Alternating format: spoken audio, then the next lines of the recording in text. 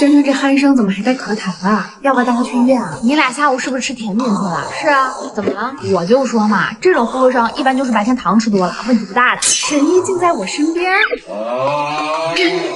谁在宿舍养牛啊？妹妹打呼呢，那他怎么还牛叫上了？他有事没事啊？这种牛叫式呼噜没问题的，一般就是白天太累了。哦，我们今天早上体测了，啊，这就对上了吧？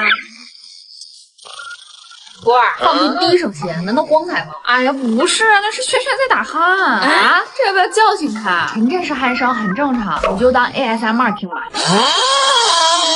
这怎么还换了个类型啊？低速暗示也正常。